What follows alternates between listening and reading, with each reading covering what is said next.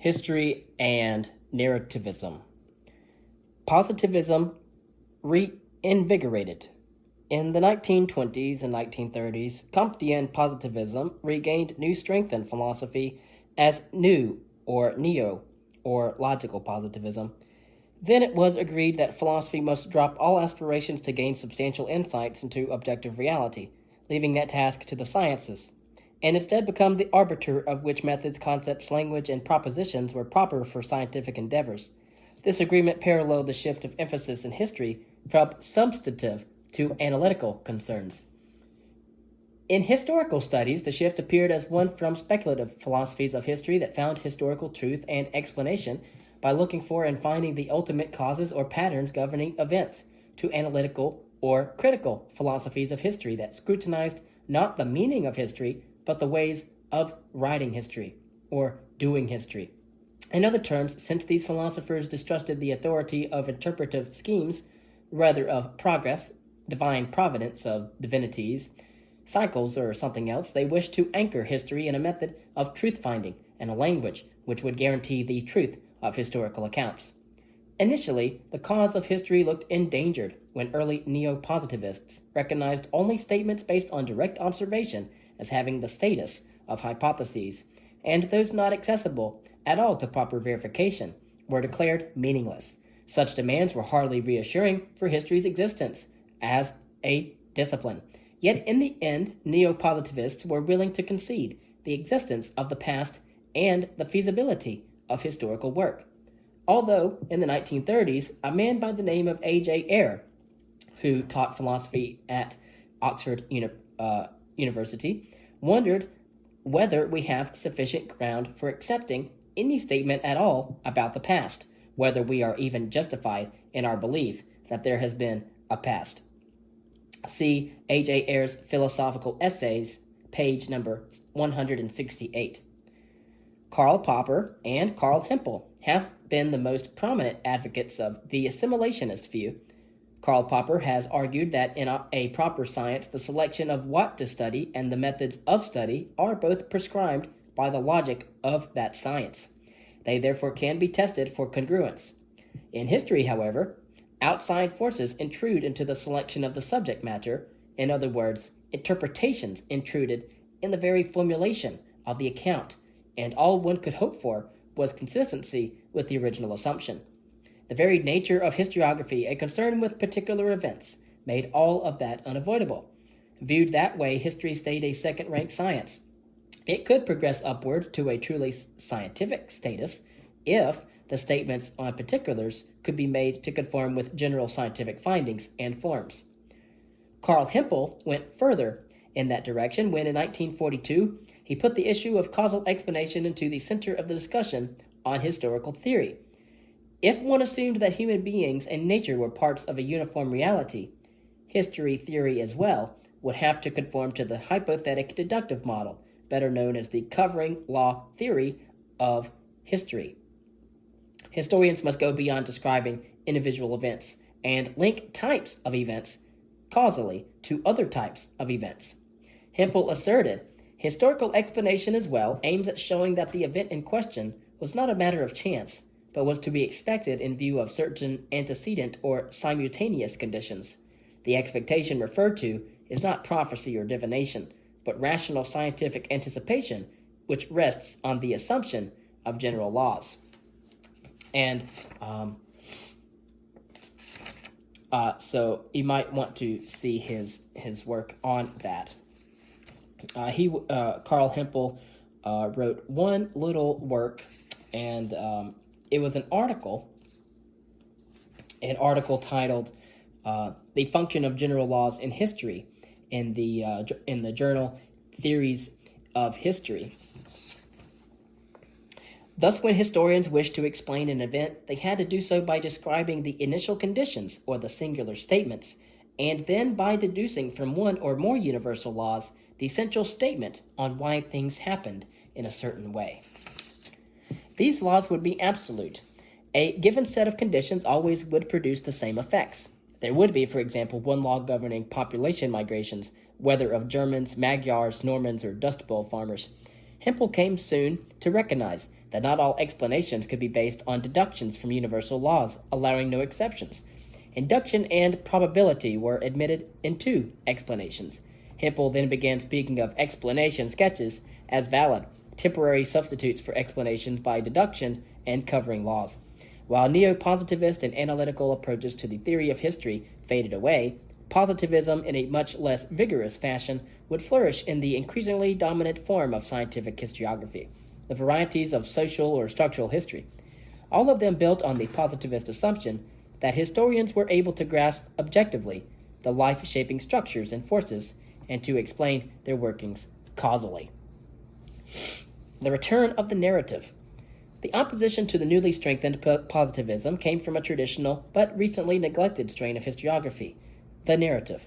In the late 19th century, around the 1890s, historians deliberately stressed historiography's separation from literature when they limited the role of linguistic and rhetorical structures in historical accounts to being at best suppliers of aesthetic forms, irrelevant to the substance of a scientific history.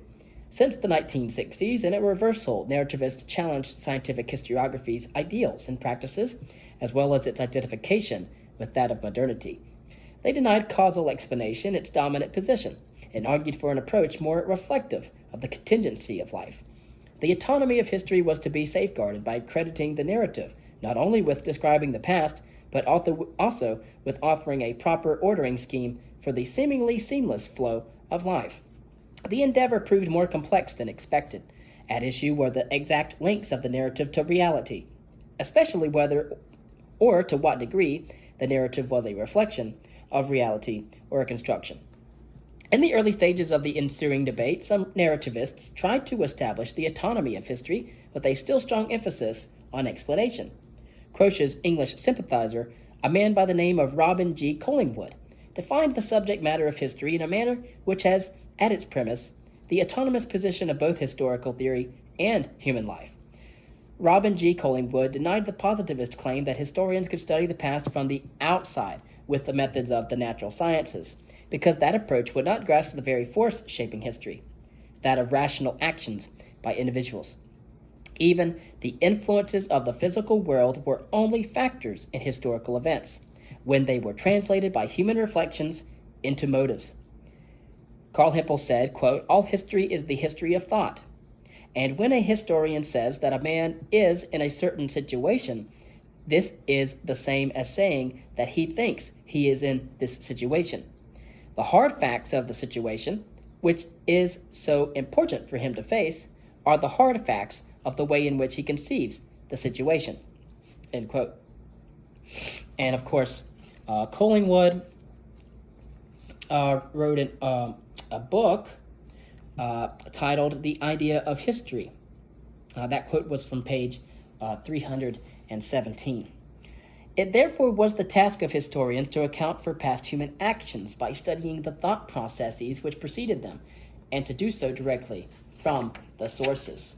In order to understand why Caesar or Napoleon acted in the way they did, historians must reconstruct their definitions of a given situation, intentions, and decisions.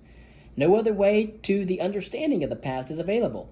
General propositions or laws could never cover adequately the complexities of the human mind, that which others have called the freedom of the will, and therefore could not explain the basically indeterminate individual events.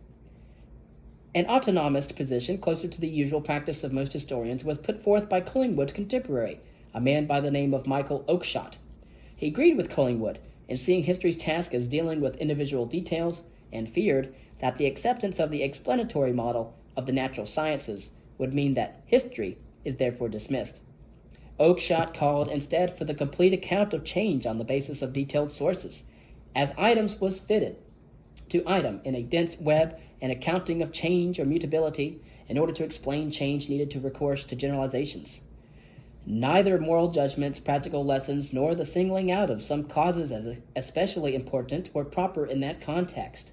Among the many historians who have been in accord with Oakeshott simply by their way of doing history, Herbert Butterfield and G.R. Elton have been those most interested in theoretical clarifications. G.R. Elton's work has sternly held to a Rankian discipline of the document that has yielded narrative history with occasional analytical passages. The unity of the narrative was preserved by political history with its sequence of datable events. And all of that was a safe distance from philosophical interpretations and generalizations, especially that of laws. Others who straddled philosophy and narrativism dealt more extensively with the complexity of the narrative's relation to explanation. William Dray pointed to the purely theoretical character of the covering law model, since no such tightly constructed laws have been forthcoming. In any case, however, historians did not aim at laws but at an accounting for particular events. They have searched for the sufficient and not the necessary conditions and have described them. Again, William Dray suggested a continuing series model, which accounted for an event by breaking it down into a true series of connected sub-events. He also replaced Carl Hempel's model of causation with one relying on the reconstruction of the rational calculations by individuals before they acted. Once one knew with reasonable certainty what agents thought, how they interpreted the situation, and what potential consequences that they saw, explanation was then achieved.